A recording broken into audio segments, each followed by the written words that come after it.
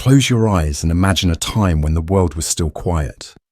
No cities, no kings, no stone monuments standing against the sky. Just the rustle of wind over wild grasses and the sound of rivers carving their path through endless plains. But somewhere, between the Tigris and the Euphrates, the human story was about to change forever. Not with a battle, not with a king, but with a seed.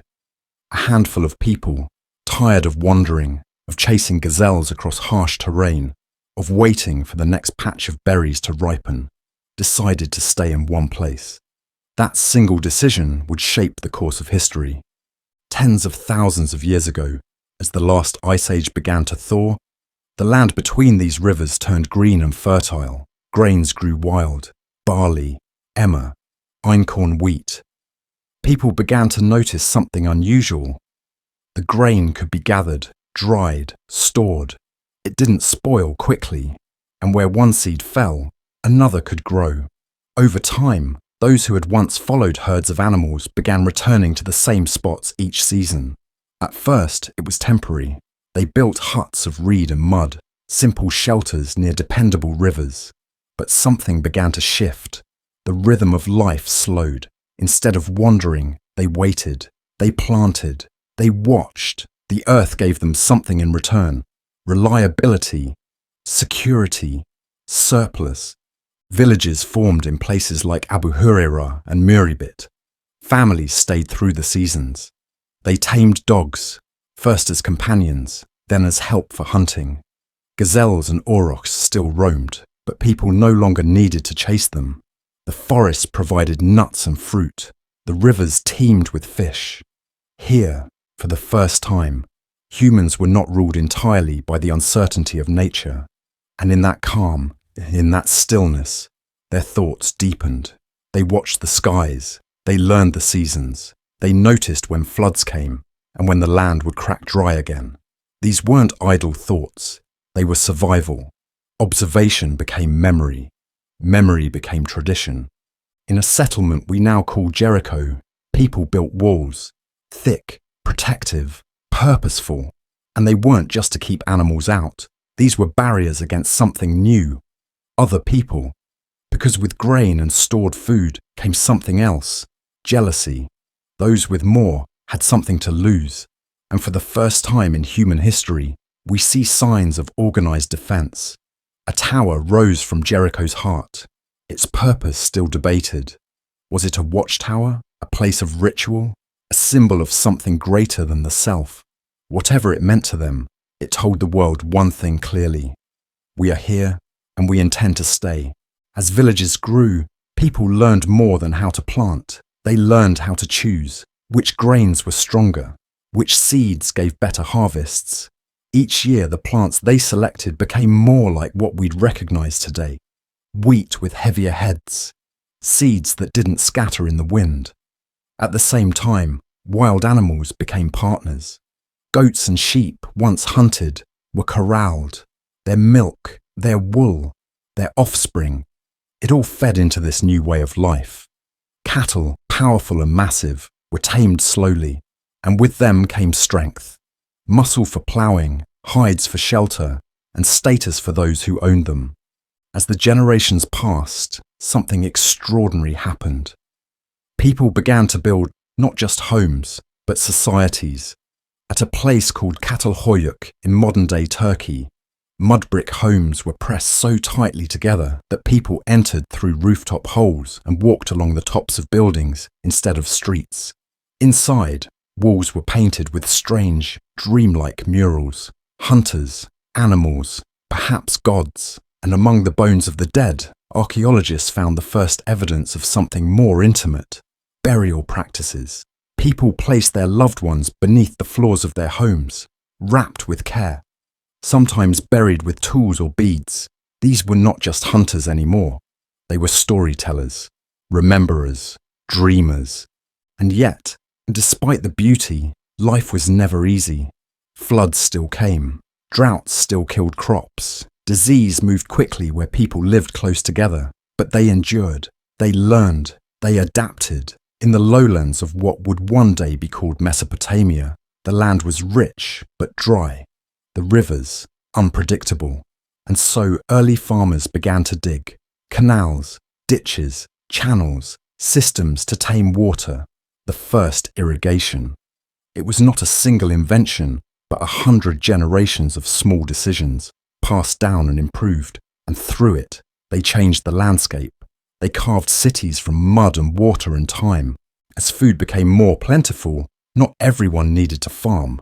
Some began making pots from clay, first simple, then ornate. Others shaped stone into tools, flint into knives. Trade began, shells from the sea, obsidian from distant mountains. Goods travelled farther than ever before, passing from hand to hand, until even the most isolated village was part of something larger than itself. And with trade came language, not just spoken, but drawn. The first tokens, perhaps used to count sheep or jars of oil. Slowly those marks would lead to something greater, writing. But that chapter still waits in the dark. For now, this was the beginning, the quiet birth of civilization, not with battles or kings or temples, but with homes made of mud, with seeds pressed into the earth, with rivers diverted by hand.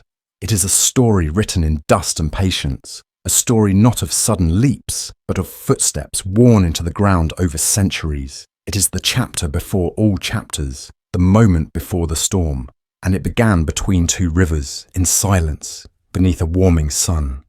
By the time the southern plains of Mesopotamia began to fill with people, the rivers had already taught them both kindness and cruelty. The Tigris and Euphrates flowed down from the Anatolian mountains, cutting across the earth like twin veins of life and destruction. Their floods brought renewal, but also devastation. Yet amid this constant tension between chaos and growth, something extraordinary began to happen.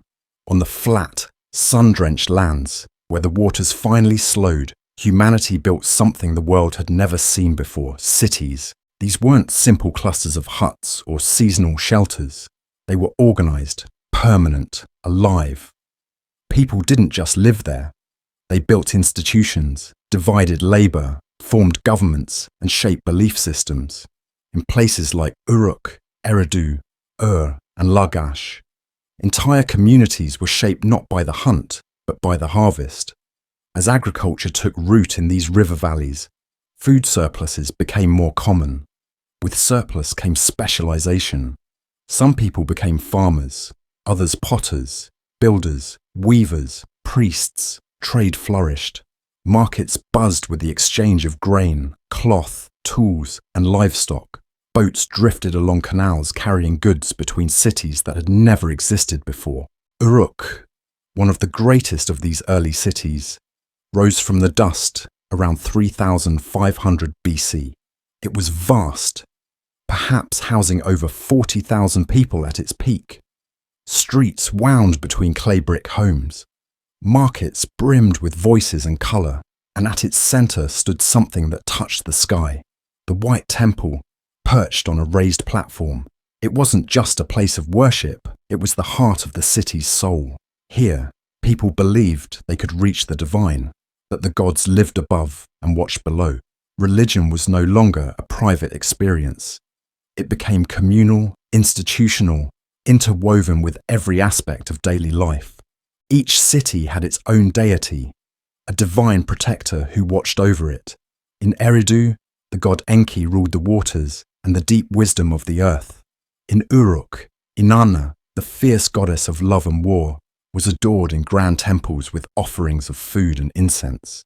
These gods were not distant, they were everywhere, in the wind, the rain, the flooding river, and their temples, rising from the flat plains like mountains carved from sun-dried brick, were symbols of both faith and order. With these gods came those who claimed to understand them, the priests. They became the keepers of calendars, interpreters of omens, organizers of rituals. They also became powerful administrators. Temples didn't just house gods, they housed grain. They managed land, labor, and wealth. The line between sacred and secular blurred. And in time, new figures emerged to protect and lead these growing cities. Kings. Early kings weren't the all-powerful monarchs of later empires. At first, they were chosen in times of need, war, famine, disaster. They were lugal, big men, elevated for their strength, charisma, or divine favor. But as cities grew and conflicts between them intensified, this temporary role became permanent. Power passed from one generation to the next. Dynasties formed. War became a constant as rival cities fought over canals, fields, and trade routes. Fortified walls rose around city borders. Spears and chariots took the place of hunting tools.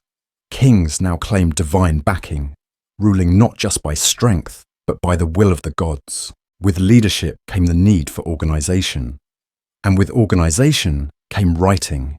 In the administrative heart of Uruk, scribes began pressing marks into clay tablets using sharpened reeds. At first, these marks were simple pictures: a jar, a sheep, a grain measure. But over time, they became more abstract, more flexible. Sounds were assigned to symbols. Words could now be recorded, not just objects. The result was cuneiform, the world's first true writing system. With it came records, contracts, prayers, laws, and eventually literature. Words were no longer fleeting. They could last for generations. As cities expanded, so did innovation. The potter's wheel, first turned in Sumer, allowed for mass production of vessels, transforming storage and trade. Copper was shaped into blades and tools, and later, as people discovered the power of alloy, bronze emerged, stronger, sharper, more durable. The wheel itself was harnessed not just for pottery, but for carts and wagons. Roads between cities became trade routes. Donkeys carried goods across deserts. Boats followed the currents of rivers.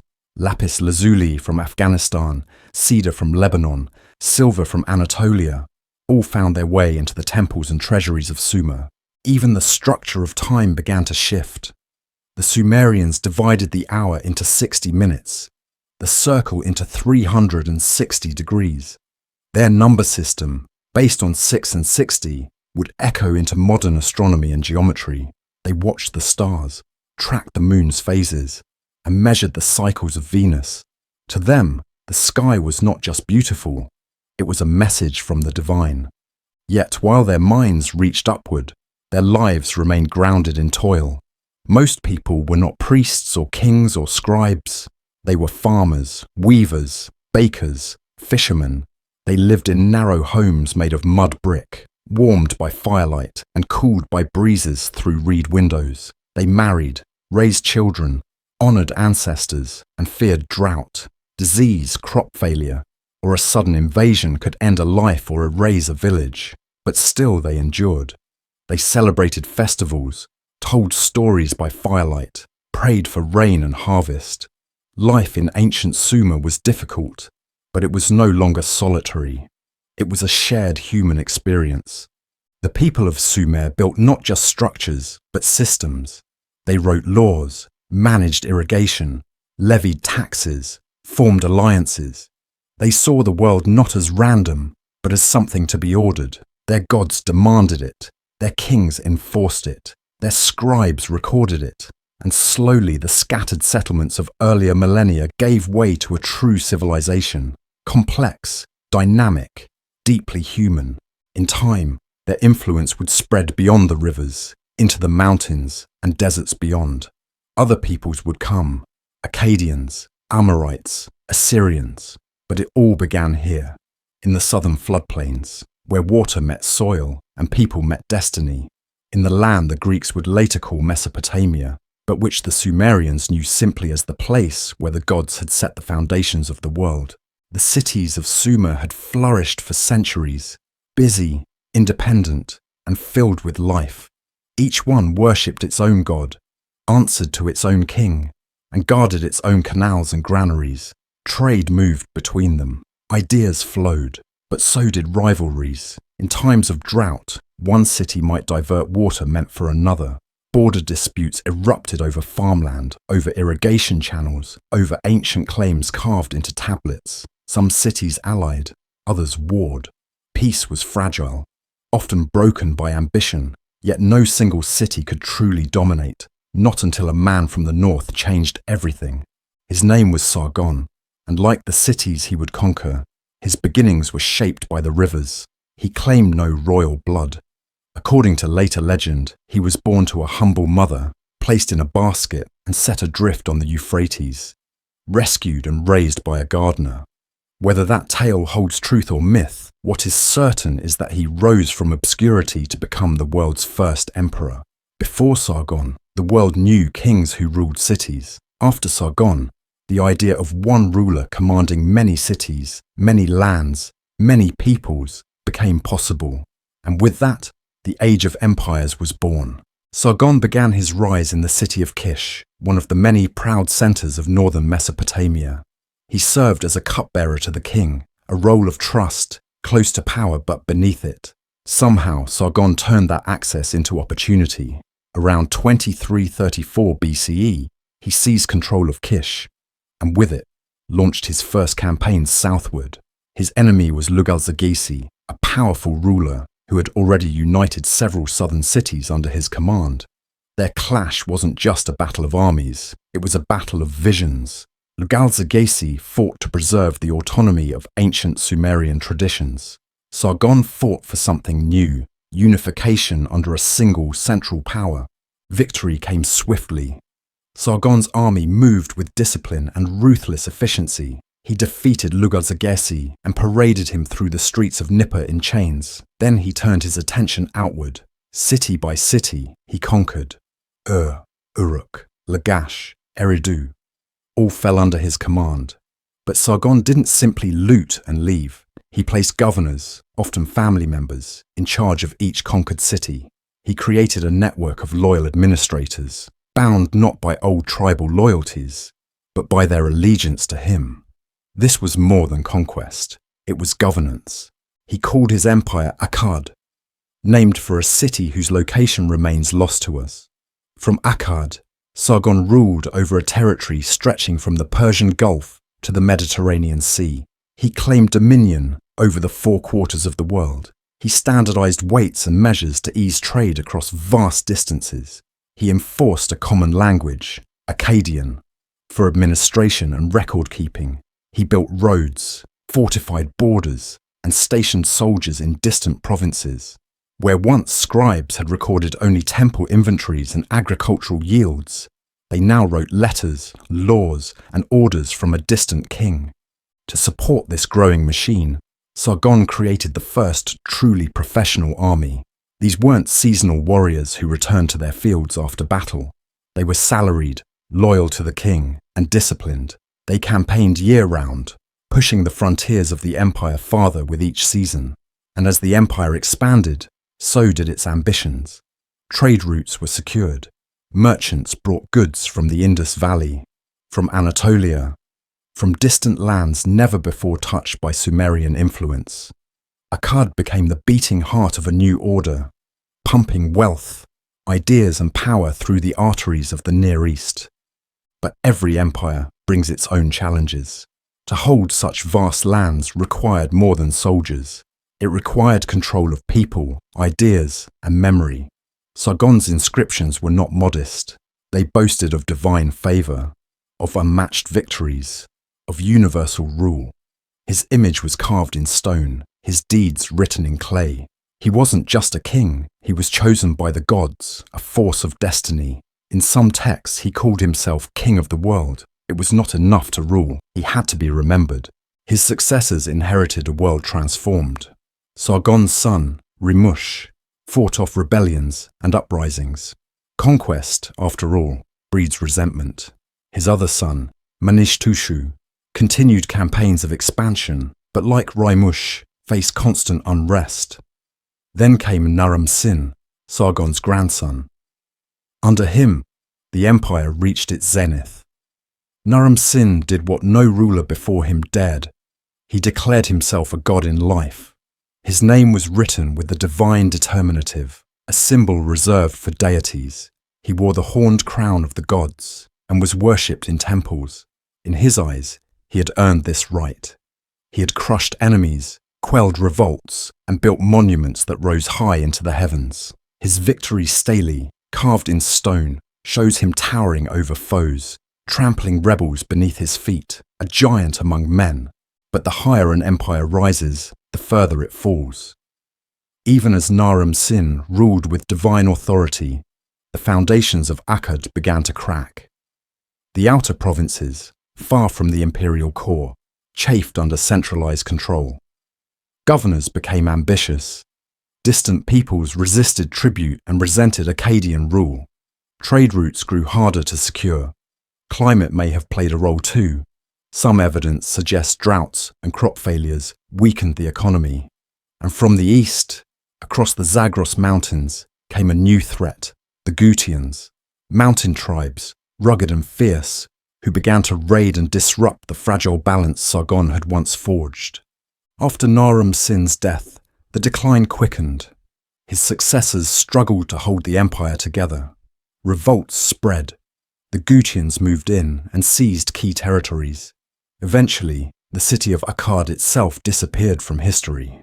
Not sacked in a single dramatic night, perhaps, but slowly abandoned, faded, swallowed by the rivers and sands that had once given it life. And yet, Sargon's legacy remained. His vision outlived his empire. The idea that a single ruler could command distant lands, unite diverse peoples, and shape the world through power and policy. That idea would be copied again and again. Later kings, from Babylon to Assyria, traced their legitimacy back to Sargon. His name echoed through time, a myth wrapped in history, a memory of the first man to dream of empire and make that dream real. The age of the city-state had given way to something else. The world had changed, and the lessons of Akkad, both its rise and its fall, would linger like the faded marks on a clay tablet long after the fires of conquest had cooled. When the empire of Akkad finally collapsed, it left behind more than ruins. It left behind a vacuum of power, of structure, of memory. The Gutians, those wild mountain people from the northeast, had come down into the fertile lands and carved their own place among the fractured cities. But they were not empire builders. They ruled with force, not with order. Trade routes faltered. Canals fell into disrepair. The elegant machinery that had once connected Sargon's empire to the corners of the known world began to rust and rot. Temples went neglected. Crops yielded less. The once glorious cities of the south dimmed like fires burning low. It was a time of confusion, a dark interlude after the brilliance of Akkad. But out of that darkness, a light began to glow again, faint at first, but steady. From the city of a new power began to rise. Not with the ambition of conquering the world, but with the determination to restore what had been lost. Had been an important city even in Sumer's earliest days, nestled near the mouth of the Euphrates, close to the riches of the sea and the lifeblood of the river. But now, it was about to become the center of the world. Around 2112 BCE, a man named Urnamu took control of the city, and with him began what historians now call the third dynasty of But for the people living then, it was something far more profound. It was a rebirth. Urnamu saw what chaos had done to the land. Fields were abandoned, temples desecrated, the connection between the gods and the people, the delicate balance that held Sumerian life together, had been severed. He set out to fix it, not by conquest, but by construction. He launched massive building projects. He restored ziggurats, not just as places of worship, but as cosmic anchors, stairways between heaven and earth. The most famous was the great ziggurat of built in honor of the moon god Nana, the city's patron deity. It wasn't just a structure, it was a symbol, a message to the people and to the gods that order had returned, that humanity remembered its duties, that the land would be made whole again. The ziggurat rose in layered platforms, each one coated in mud brick and faced with baked brick, climbing toward the sky in solemn, sacred geometry. Urnamu also understood that peace couldn't be built on mud brick alone. Society needed rules, predictable, stable, written law. So he created one of the earliest legal codes in human history, predating Hammurabi's by centuries. Carved into tablets in clear cuneiform, it laid out penalties for theft, assault, adultery, an attempt to bring fairness where chaos had ruled. It wasn't merely about punishment, it was about balance. Justice, in the Sumerian view, was not a human invention but a divine principle. By writing laws, Ur-Nammu aligned himself with the cosmic order. He made himself a servant of the gods and a protector of the people. When Ur-Nammu died, suddenly, and likely in battle, his son Shulgi inherited the throne, and it was Shulgi who would turn Ur's revival into a true golden age. He ruled for nearly half a century, and during that time, he transformed Sumer into the most organized, sophisticated society the region had ever seen. Shulgi expanded his father's legal code and set about creating a bureaucracy unlike anything that had come before. Scribes were trained in state-run schools. Records were kept meticulously. Taxation became standardized. Trade was regulated, and foreign relations carefully managed. He built roads between cities and posted guards to keep travelers safe. For the first time, distant corners of the kingdom were drawn into the same rhythm. One system, one calendar, one shared identity. But Shulgi didn't stop at administration. He was also a patron of the arts and a self-proclaimed scholar. He composed hymns. He boasted of his linguistic skills and athletic abilities. He reformed the education system, turning scribes into elites who could record, interpret, and shape history. Under his rule, literature flourished. Myths were copied, rituals preserved, and epics written. Temples became centers not just of faith, but of knowledge. He also carried forward his father's legacy of building.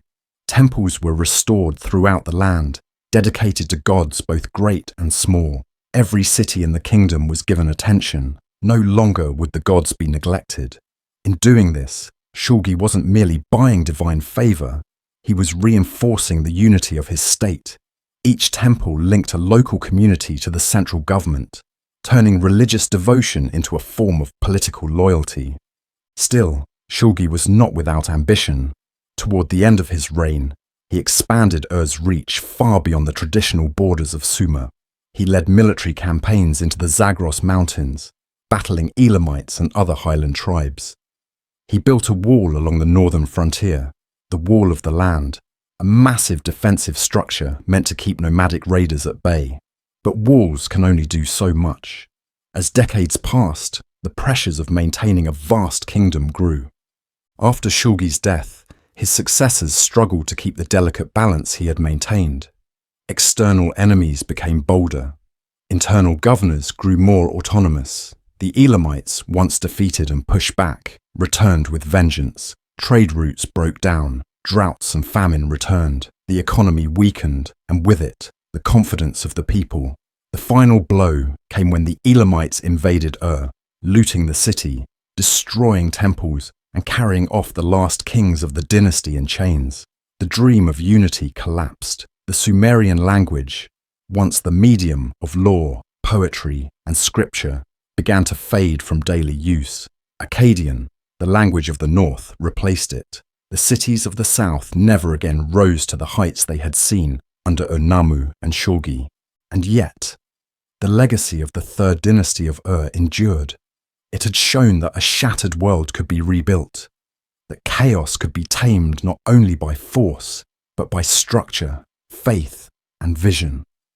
Later civilizations would look back on this time as a golden era, a moment when kings ruled wisely, gods were honored, and the land yielded abundance. The very idea of a state bureaucracy, of written law, of divine kingship balanced by institutional power, all of it had been sharpened, refined, and made real in the courts of Ur. Even as the ziggurat of Ur fell into ruin, even as the city's canals dried and its walls crumbled, the ideas born there lived on. In the silence that followed its fall, other powers would rise, and with them, new chapters in the story of Mesopotamia. But for a fleeting moment in the long span of time, Ur stood as the heart of the world, a city not just of bricks and rituals, but of vision, order, and the enduring dream of civilization. As the glory of Ur faded into memory and the cities of Sumer crumbled beneath the weight of foreign invasions and economic collapse, New peoples stirred in the shadows. The Elamites had shattered the last vestiges of the Third Dynasty, and the Gutians before them had taught the world how fragile even the greatest powers could be. The South was once again fragmented, city-states jockeying for survival, each guarding its own harvest, its own god, its own crumbling walls. But further north, in a place that had long lived in the shadow of southern greatness, a city began to rise. It had no ancient legacy to boast of, no sweeping empire in its past. But what it had was location, ambition, and a king who understood how to bend chaos into order. The city was Babylon, and its moment had come. Babylon sat near the junction of key trade routes, where the rivers bent and merchants passed between Sumer, Elam, and the great empires to the north and west. It had existed for centuries as a minor settlement, an outpost on the edge of other kingdoms' ambitions. But around 1792 BCE, a man named Hammurabi took the throne. He did not inherit a vast kingdom. What he inherited was potential. Potential in the weakened cities surrounding him, in the divided alliances, and in the people who were tired of the endless cycles of war and collapse. Hammurabi did not strike first with the sword. He waited. He watched. He formed alliances, traded favors, built his army in silence, and when the moment was right, he moved with precision. He did not conquer all at once. His early years were spent consolidating power, defending Babylon's borders, building canals and granaries, securing loyalty through diplomacy and wealth. But as nearby cities fell into conflict, Hammurabi positioned himself as a stabilizer. He played rival kings against each other, stepping in as a peacemaker before striking decisively. One by one, he absorbed the old Sumerian cities, Isin, Larsa, Eshnunna, even the powerful city of Mari, far to the west, along the Euphrates, was brought into his fold. His campaigns were swift but calculated. When Babylon's armies marched, they did so with purpose. And by the end of Hammurabi's reign, all of southern Mesopotamia was his. From the Persian Gulf to the outskirts of Syria, Hammurabi ruled a kingdom more unified than anything seen since Sargon of Akkad centuries earlier. But Hammurabi was more than a conqueror. He was a builder of institutions, a curator of civilization. He understood that war could win cities, but only order could hold them. And so, he set out to craft the foundation of his rule, not through fear, but through law. The Code of Hammurabi remains one of the most iconic achievements of the ancient world. Carved into a black basalt stele and displayed for all to see, it was more than a legal document. It was a proclamation of justice, divine authority, and the king's responsibility to protect the weak. The laws addressed nearly every aspect of life: property disputes, marriage, trade, theft, injury. It laid out specific penalties, sometimes fair, sometimes harsh. An eye for an eye was not merely metaphor. Yet in a world where justice was often arbitrary, this was something revolutionary. It made law visible, it made law predictable, and most importantly, it made the king the guardian of the people's rights. Not just the nobles or the priests, but the farmer, the merchant, the laborer. The preamble to the code speaks of Hammurabi being chosen by the gods Anu and Enlil to bring righteousness to the land, to destroy the wicked, and to ensure that the strong could not harm the weak. This divine authority was critical, for in Mesopotamia, law was not a human invention. It was cosmic order, mat, given by the gods and enforced through the king. By aligning himself so directly with this divine justice, Hammurabi positioned Babylon not just as the political heart of Mesopotamia, but as its moral center as well. His administrative reforms went far beyond the code. He reorganized the land into districts, appointed governors loyal to him, and created a complex tax system that drew revenue from agriculture, trade, and labor. Canals were dug and maintained with strict oversight. Floods were controlled, fields irrigated, harvests recorded. Cities were expected to meet quotas. Scribes multiplied. Tablets flourished. Temples too played a central role, not only in worship, but in governance, economy, and education. The priests recorded omens, measured time, advised on law. Babylon became not just a city of kings, but a city of scholars, and Babylon itself grew. No longer a minor outpost, it swelled with population, wealth, and ambition. Its walls rose higher, its temples expanded. At the heart of the city stood the great temple of Marduk, the patron god of Babylon. In earlier Sumerian times, gods like Enlil and Inanna had dominated the pantheon, but Hammurabi elevated Marduk, giving him supremacy in the divine hierarchy. This was more than religious preference. It was political genius. As Babylon's power grew, so too did its god. Marduk became the king of the gods, just as Hammurabi became king of the lands. The mythologies were rewritten to reflect this new order, and the people, awed by prosperity and peace, accepted it. Hammurabi ruled for over 40 years. In that time, he created not just a kingdom, but an identity. He pulled the fractured traditions of Sumer and Akkad into a single vision. He preserved the old while forging the new. But like all empires built on human ambition, his too would be tested. After his death, his successors struggled to maintain what he had forged. Revolts flared in distant provinces. The unity he had imposed began to unravel. And within a few generations, the empire of Babylon shrank back to a smaller core. Yet Hammurabi's legacy endured. His laws were copied for centuries. His vision of kingship, strong, just, divinely sanctioned, would influence rulers across the ancient Near East. His city remained a symbol of greatness long after his bloodline faded. The very name Babylon would become synonymous with splendor and complexity, with pride and wisdom, with wealth and wonder. Though his empire did not last, the world he shaped left fingerprints on history. In a land where the cycle of rise and fall had become almost natural, Hammurabi showed that through law, strategy, and vision, even a minor city could become the center of the world. And for a time, Babylon was exactly that, a beacon of civilization, shining from the plains between the rivers. In the wake of Hammurabi's reign, Babylon stood as a beacon, proud, majestic, yet fragile.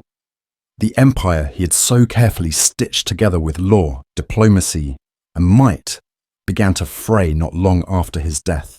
The provinces he had subdued rose in revolt. Foreign powers encroached, and within a century the grand territorial state was gone. Babylon remained, still noble in spirit, still vital in commerce and religion, but its reach had contracted. The kings who followed lacked Hammurabi's foresight, and as the old empire fractured into a patchwork of rival states, one people quietly began to take root in the vacuum. They came not with fire and fury, but with persistence. They were the Kassites, mysterious in origin, foreign in tongue, and yet destined to rule over the heart of Mesopotamia for nearly 400 years. The Kassites were not Sumerians. They were not Akkadians. Their language, unlike the others that had filled clay tablets for centuries, bore no known relation to those of their predecessors. They likely hailed from the Zagros Mountains or the Eastern Highlands, and at first they were seen not as rulers, but as invaders, uncivilized outsiders pressing into the delicate world of Mesopotamian city-states. But the Kassites did not rule like typical conquerors. They did not raise cities or purge priesthoods. Instead, they assimilated. They learned the languages, adopted the gods, studied the customs, and in time, they became Babylonian in all but name. By the 16th century BCE, the Kassites had firmly established themselves in Babylon. They renamed it Karduniash, though the old name never truly faded. Their kings claimed descent from divine figures, as was tradition, and their rule became a symbol of strange longevity. While other empires in the ancient Near East rose quickly and fell in storms of conquest, the Kassite dynasty endured like stone in a riverbed, shaped slowly by the currents of history but never washed away. They did not seek grand expansion or wage wars of endless ambition. Their genius lay in preservation. They became stewards of Babylon's legacy, guardians of its culture, protectors of its temples. Under Kassite rule, Babylon entered a new phase, not a golden age of conquest, but a golden age of stability. They re-established the city as a center of religious and intellectual life. The cult of Marduk flourished, and temples were restored and expanded. Kassite kings funded the maintenance of ziggurats and the continuation of ancient festivals. They respected the priesthood, often working in partnership with religious leaders to maintain order and divine favor. The New Year festival, a ritual reenactment of creation and kingship, became a cornerstone of royal legitimacy. It was not enough for a Kassite king to wear the crown. He had to earn the approval of the gods, ritually, publicly, and repeatedly. They also turned their attention to the land itself. Agriculture, long the lifeblood of Mesopotamian civilization, was nurtured with care. The Kassites improved irrigation systems, repaired old canals, and expanded farmland. They granted large estates to loyal nobles and temples, creating a stable system of land tenure that helped feed the population and finance the state. The palace didn't hoard power, it distributed it strategically, binding elites to the throne through shared interest. This decentralized strength, while lacking the grandeur of empire, gave the Kassite state resilience. Trade resumed across the ancient world. Babylonian merchants traveled to the Levant, to the Persian Gulf, to Anatolia and beyond. Goods flowed in, copper, tin, precious stones, horses, and in return, Babylon offered textiles, grain, and crafted goods. Babylonian scribes corresponded with their peers in distant lands, and Kassite kings sent letters to Egyptian pharaohs, calling them brothers, exchanging gifts, and speaking as equals. Babylon was no longer the only great power in the region. The Hittites controlled Anatolia, Egypt dominated the Nile, the Mitanni held sway in northern Mesopotamia, but Babylon held its own through diplomacy, through tradition, through cultural depth. Perhaps one of the Kassite's most enduring contributions was the way they preserved Babylonian heritage. Even as their own origins remained distinct and unclear, they poured their efforts into maintaining the old intellectual traditions. They continued the use of cuneiform, supported scribal schools, and preserved ancient literature. Works like the Epic of Gilgamesh were copied and recopied in this era, ensuring their survival into the ages. Lexical lists, astronomical observations, ritual texts, these flourished under Kassite patronage. They didn't erase the past, they protected it. They honored the voices of the dead and gave them permanence. Despite their longevity, the Kassites eventually faced mounting pressure. The balance they had carefully maintained began to falter. To the east, the Elamites regained strength, emerging from centuries of obscurity with new energy and ambition. To the west, the Assyrians began to stir. No longer content to be Babylon's quiet neighbors, they were sharpening their blades and building their cities into fortresses. Internally, the Kassite land grants, once a source of strength, became a weakness. Nobles grew powerful, governors independent, and regional interests began to pull away from central control. The once stable bureaucracy frayed. In the 12th century BCE, the inevitable came. The Elamites swept into Babylon, looting temples and palaces, carrying off the statue of Marduk itself. An unthinkable blow to the heart of the city. The Kassite dynasty collapsed under the weight of these invasions and internal decay. Their rule ended not in glory, but in silence. Yet the kingdom they had held for so long did not vanish. Babylon survived. Its traditions, temples, and texts remained. The Kassites had not built a monument to their own power. They had built a bridge, linking the ancient Sumerian past to the vibrant imperial futures yet to come. Their story is quiet compared to the roaring campaigns of Sargon or the laws of Hammurabi. They left few grand inscriptions, few tales of conquest or divine wrath, but in their quiet reign, they gave Mesopotamia something it had rarely known, peace that lasted. And in that peace, the culture flourished, the stories endured, and the city of Babylon stood unbroken, waiting for its next chapter to begin. While Babylon rested in the long quiet shadow of the Kassites, to the north a new force was gathering, a people long underestimated, tucked between the foothills and the river valleys, hardened by centuries of survival. They were the Assyrians. For much of their early history, They had been overshadowed by the might of the southern cities. Assur, their ancient capital, was once a trade hub rather than a throne of power. They had watched the rise and fall of Sumer, the brilliance of Akkad, the elegance of Babylonian law, and the slow burn of Kassite stewardship, and they remembered. Assyria had waited, and now it was ready to rise. The earliest kings of Assyria had ruled modestly, more like governors than emperors. They held court in Assur, named for their chief god, who was more than just a deity. He was the personification of the state itself. To serve the god was to serve Assyria. It was not enough for a king to wield power. He had to act as the divine agent of order and conquest. This belief would eventually shape the very foundation of Assyrian imperial identity. But at first, their reach was narrow. Then came kings like Adad-nirari I and Shalmaneser I, who began expanding Assyrian borders and transforming the kingdom from a local power into a regional one. They established colonies, fortified cities, and subdued rebellious neighbors. Slowly but surely, the Assyrians shifted from defense to offense.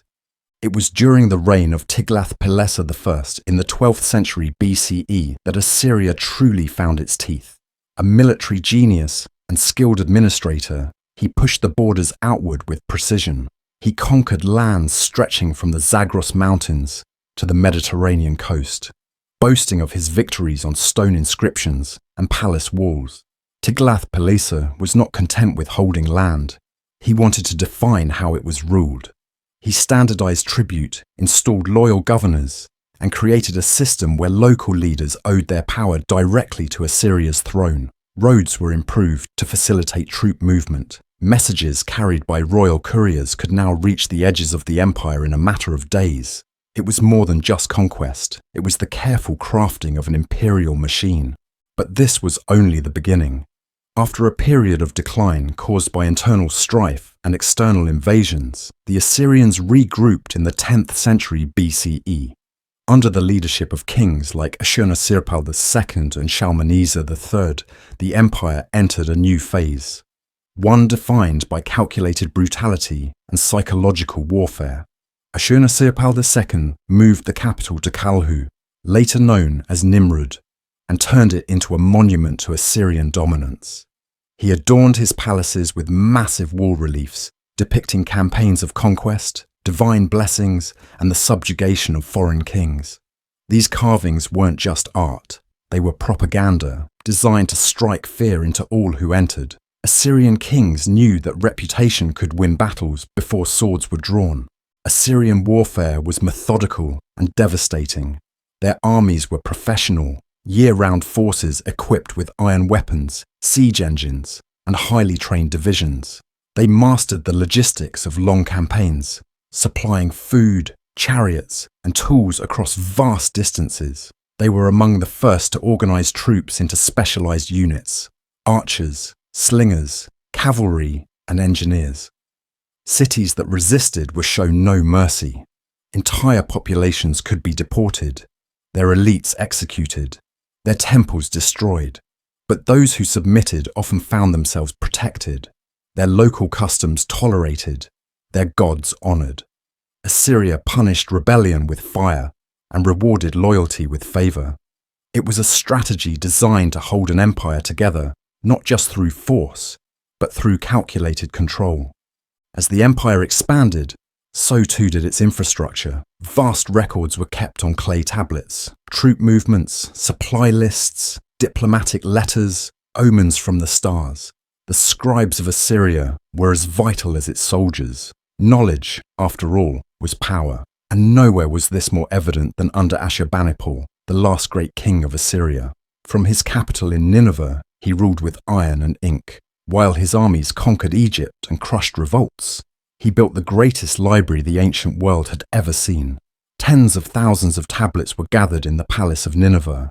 Epics, myths, laws, scientific texts, dictionaries, the Epic of Gilgamesh, the Descent of Inanna, treatises on medicine, records of eclipses, all preserved in cuneiform, on clay, in a place designed to outlive the world.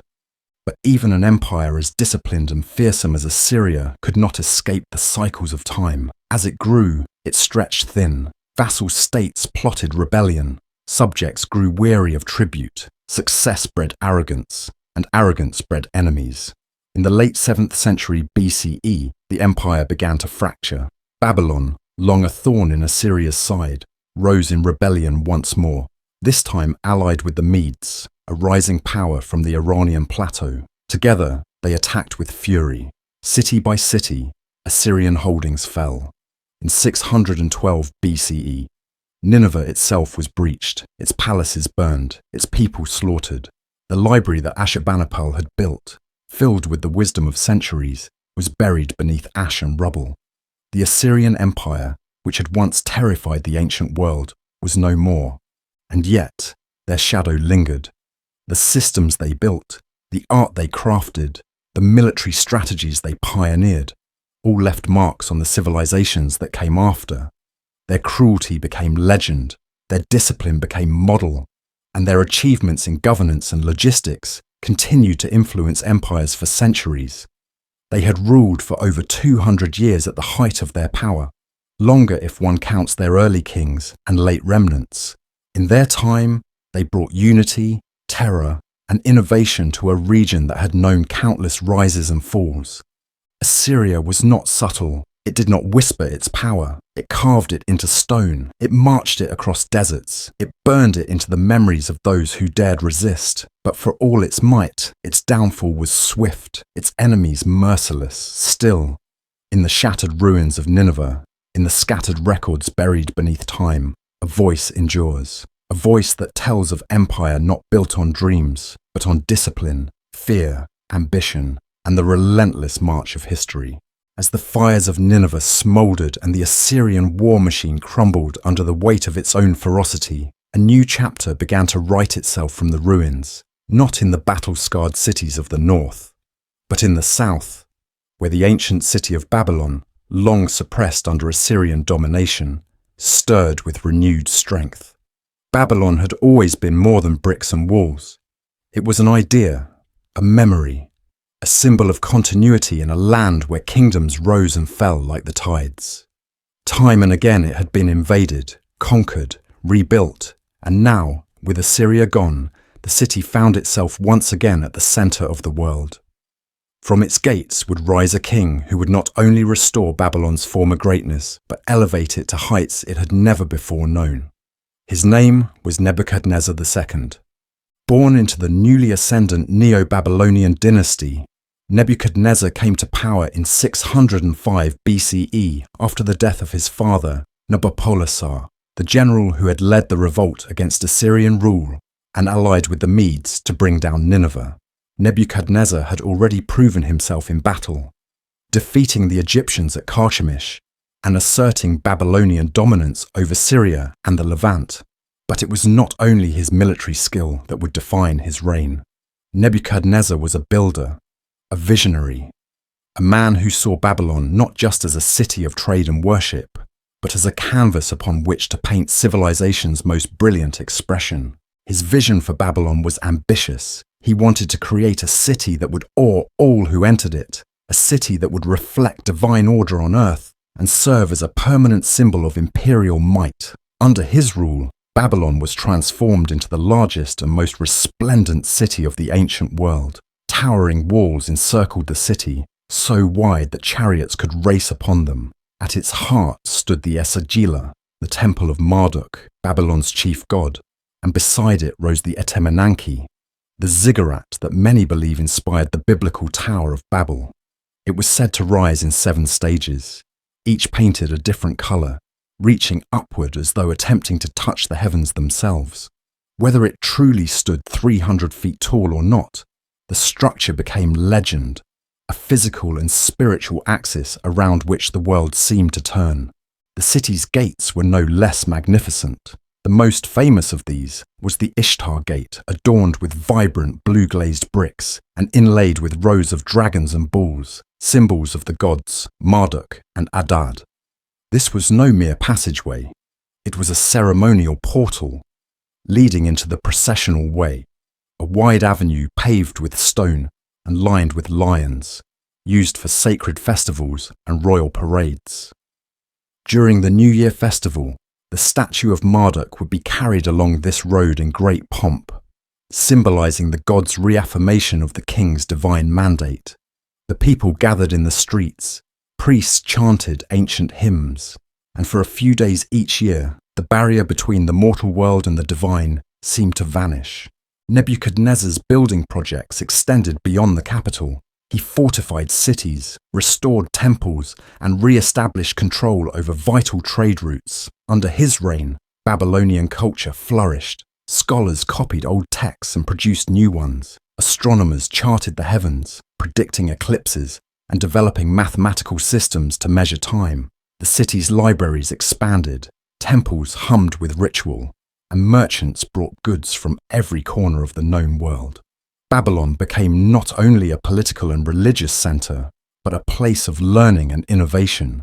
Yet Nebuchadnezzar's reign was not without war and conquest. His armies expanded Babylonian control westward, taking cities and kingdoms that had once belonged to Assyria or fallen under Egyptian influence.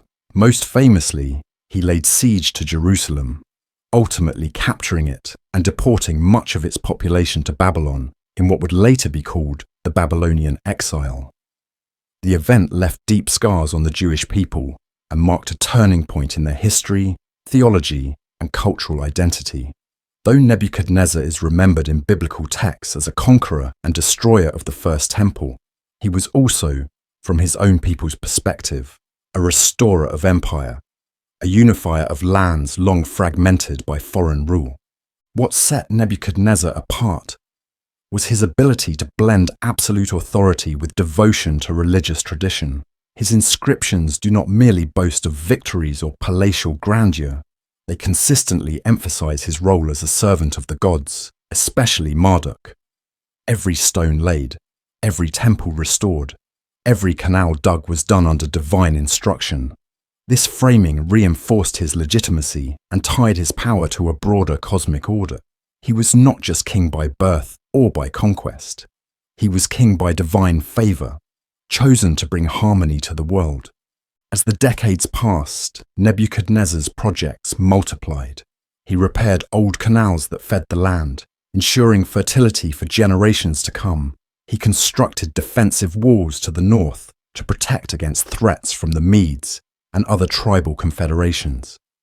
He invested in temples across the kingdom, binding local cults to the Babylonian center and fostering a sense of unity across his diverse population. His rule was marked by an unusual blend of iron control and cultural flourishing. Legends about Nebuchadnezzar also speak of the Hanging Gardens of Babylon, said to have been constructed to please his Median wife, who missed the green hills of her homeland. Whether the gardens truly existed in Babylon or were later confused with similar structures elsewhere remains debated, but the story itself reflects the grandeur associated with his reign. Terraced gardens lush with exotic plants, watered by an ingenious irrigation system, rising like a green mountain in the heart of the desert. Such imagery captured the imagination of poets and travelers for centuries and sealed Nebuchadnezzar's reputation as a ruler who could command not only stone and water, but nature itself. Toward the end of his life, however, signs of strain began to show. The immense cost of his building campaigns, the constant need for labor and materials, and the underlying tensions within his vast and diverse empire began to take their toll. After his death in 562 BCE, Babylon entered a period of rapid decline. His successors lacked his vision and his strength. Court intrigues weakened the dynasty. Foreign powers, especially the rising Persians under Cyrus the Great, watched Babylon with growing interest. And yet, even as political power faltered, the image of Nebuchadnezzar's Babylon endured. It remained the standard against which greatness was measured. Travelers from across the ancient world spoke of its majesty in awed tones. Later, historians, philosophers, and theologians would see it both as a wonder of human achievement and a cautionary tale about pride and power. In many ways, Nebuchadnezzar had fulfilled the ancient dream of Mesopotamia to build a city that mirrored the heavens, a kingdom that unified the earth under divine will, a legacy that would outlast stone. When Babylon finally fell to Cyrus in 539 BCE, it did so without a battle. The gates opened, the temples remained untouched, the people, weary of misrule and perhaps remembering the harshness of the Assyrian collapse, embraced a peaceful transition. But even in its surrender, the city's grandeur whispered of Nebuchadnezzar's long shadow. The man who had turned Babylon into the heart of the ancient world had passed into legend, and though his name would sometimes be spoken with fear, it was always with awe. His Babylon had not merely existed, it had defined an era. And in the sands of southern Mesopotamia, where time swallows kingdoms and memory fades like ink in the sun, that is a triumph few ever achieve. As Babylon stood, still gleaming in the light of Nebuchadnezzar's monumental achievements, the winds of change once again began to stir beyond its walls. The empire he had solidified did not collapse overnight. It endured for a few more decades under a series of lesser kings, each struggling to preserve the brilliance of their forebears' vision, but failing to capture his authority or command his respect. Court intrigues multiplied. Factions within the priesthood and aristocracy jostled for influence, and the once efficient state machinery began to falter. Yet through it all, the city itself remained radiant, an enduring symbol of order and civilization. Babylon still held the great temples, the ziggurats, the markets filled with spices and scrolls and gold, and the canals that fed the fields beyond the city gates. To its people, Babylon was eternal, unshakable, chosen. But in the east, beyond the Zagros Mountains, in a land of high plains and sharp stone, a new power was rising, a power whose ascent would reshape the world forever. The name whispered first with curiosity, then with awe, and finally with inevitability, was Cyrus. Cyrus the Great, the king of Anshan, emerged not from a great palace, but from a proud lineage rooted in the Achaemenid tribe of Persia. The Persians, long vassals of the Medes, had been considered rugged highlanders, disciplined, resourceful, but unremarkable. That changed with Cyrus. Whether through strategic marriages, military genius, or sheer charisma, he united the Persian tribes and then turned against his Median overlords, defeating them and seizing their empire. But what set Cyrus apart from the kings who came before him was not just conquest, it was how he chose to conquer. He understood something few rulers grasped, that true power does not come from domination alone, but from inclusion, respect, and vision.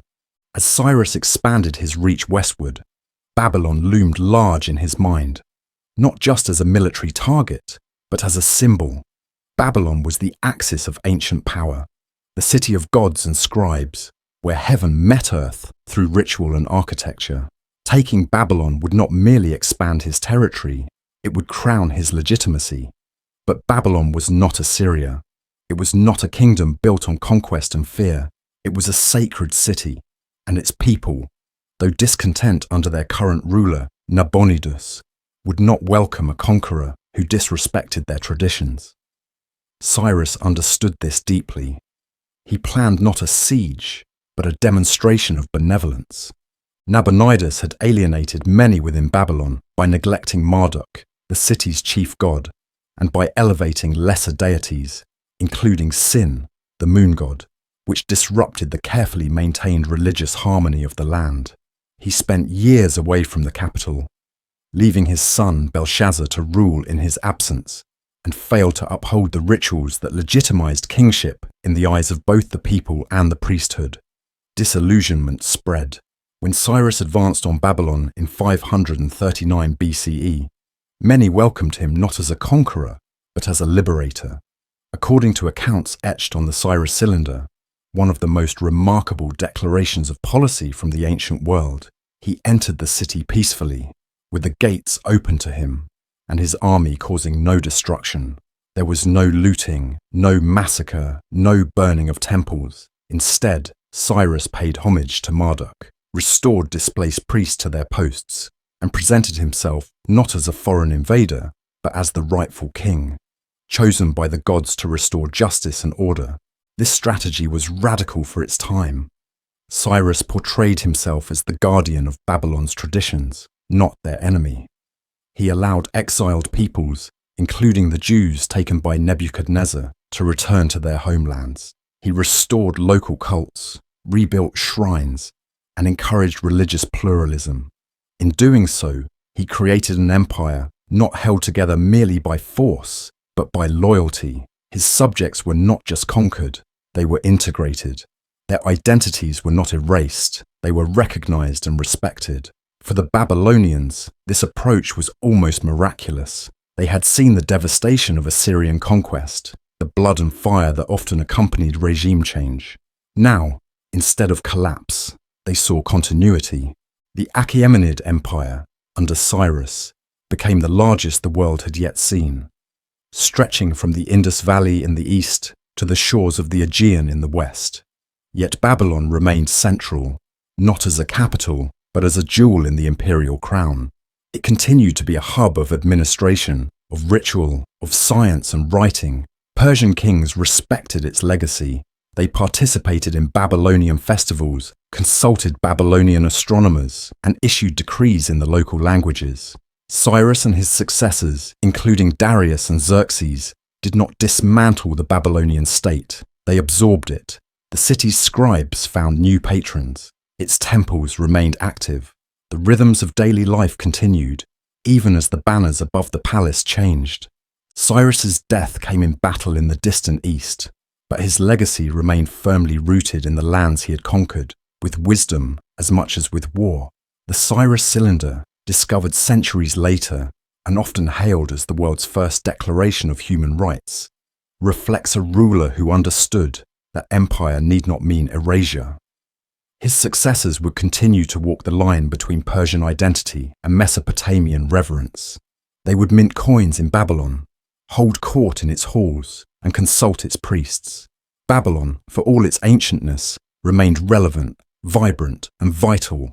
But beneath this peace, a slow transformation was underway. Babylon was no longer the center of its own destiny. Its language, once the mother of writing, began to decline. Akkadian still clung to life on clay tablets, but Aramaic spread rapidly as the language of administration. The old gods still received offerings, but the stories of Marduk no longer shaped the direction of kingship.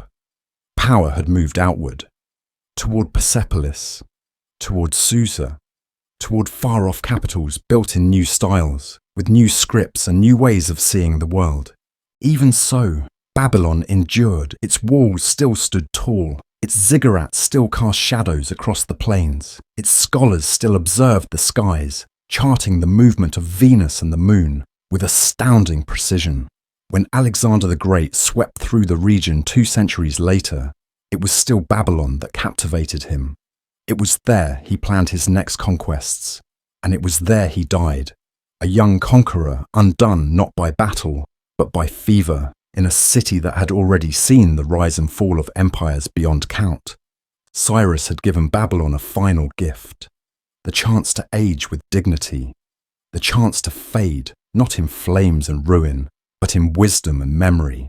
And perhaps that is why his name, carved into clay so long ago, continues to resonate, not just as a conqueror, but as a man who understood the deepest truth of empire, that lasting power comes not from the sword alone, but from the respect of those over whom you rule. In that truth, Babylon found a kind of peace.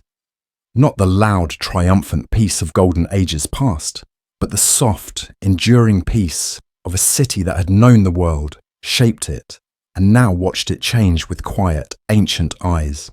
Time is a patient sculptor. It carves not only stone, but memory, identity, the soul of civilizations. And for Babylon, time had carved a long, intricate path, one that stretched from the earliest huts on the banks of the Euphrates to the imperial courts of the Persian kings. It had been a city of gods and grain, of priests and scribes, of tyrants and visionaries. It had been ruled by Sumerians, Akkadians, Amorites, Kassites, and Persians. It had outlasted earthquakes of politics and firestorms of conquest, and still it stood. But in the centuries following Cyrus the Great, that timeless resilience began to erode, not all at once, but in quiet increments, like sand slipping from an hourglass. Babylon was no longer the center of empire, no longer the pulse of power. The world was changing, and Babylon, for all its pride, was beginning to watch that change from the edges. The Achaemenid kings who followed Cyrus paid their respects to Babylon. They preserved its temples, allowed its festivals to continue, and maintained the careful pageantry of divine kingship within its walls. Darius the Great even commissioned inscriptions in Babylonian script and undertook building projects that showed deep reverence for Mesopotamian traditions.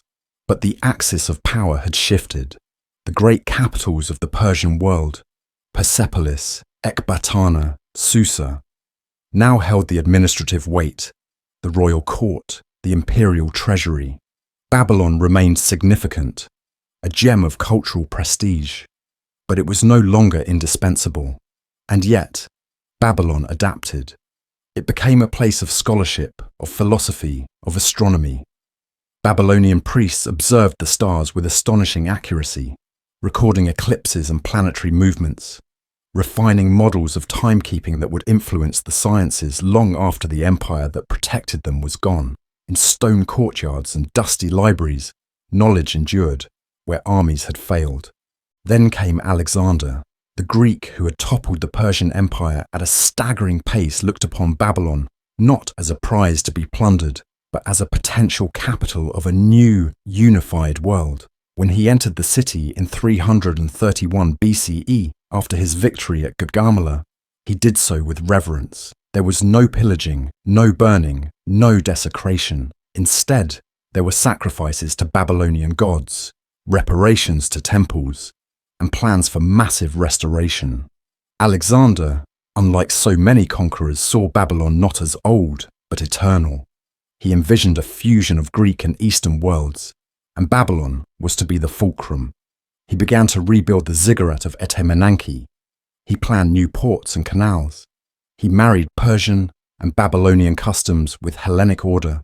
He spoke of unification, of harmony, but he died before any of it could come to fruition, struck down in Babylon itself, in the palace of Nebuchadnezzar at just 32 years of age. His sudden death, whether caused by fever, poison, or exhaustion, left his dream unfulfilled and his empire fragmented. What followed was a slow, painful unraveling. The generals who inherited Alexander's conquests, his so-called Diadochi, saw Babylon not as a vision, but as a strategic point in their brutal struggles. It passed from hand to hand between Seleucus, Antigonus, and others. But new cities, founded in Greek fashion, Seleucia on the Tigris, for instance, drew away Babylon's people, wealth, and importance. Hellenistic rule brought Greek language, Greek politics, Greek gods. Babylon, once the center of the cosmos, found itself increasingly peripheral in a world that no longer spoke its language or performed its rites. The old priesthoods continued, stubbornly preserving their traditions in half-empty temples, but their power had diminished. Fewer pilgrims came. Fewer offerings were made. The scribes still pressed clay tablets with cuneiform signs, but their audience was dwindling. Fewer children were taught to read them. By the 2nd century BCE, cuneiform itself, used for more than 3,000 years, was nearly extinct. Aramaic, Greek, and later Latin replaced it in the courts and markets.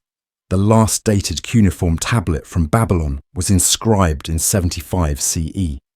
It marked the quiet death of a script that had once shaped civilization. The temples too began to fall silent. Some were destroyed by natural decay, others looted, others simply abandoned. The grand ziggurat, once a bridge between heaven and earth, crumbled stone by stone until it was nothing more than a mound of dirt. And yet, Babylon's name endured, if not in power, then in myth. As Roman power expanded eastward, and Parthians, and later Sassanids rose in Persia, Babylon became a symbol more than a city. In Jewish and Christian thought, it transformed into something more abstract, a metaphor for exile, for oppression, for arrogance punished by God. In the book of Revelation, Babylon is cast as the mother of harlots and abominations, an image of decadence and moral ruin. To early Christians, it came to represent Rome itself, or any empire grown fat with cruelty. Babylon, once revered, became warning. It was no longer simply a city on the Euphrates, it was an idea. And in the real world, it faded further. By the time Arab armies swept through Mesopotamia in the 7th century CE, Babylon was already in ruins. The Abbasids would build new cities, Baghdad, above all, that would become the heartbeat of a new Islamic golden age. But Babylon was left to the goats and dust, its bricks scavenged for new buildings, its foundations buried beneath the soil. Travellers passed by without stopping. By the 10th century, few even remembered where it had stood. Yet even ruin could not erase it. In the centuries that followed, Babylon became a subject of wonder for explorers, poets, and archaeologists. Rumours of its splendour lived on in medieval manuscripts, in legends about towers that reached the sky, in stories of gardens that hung in the air.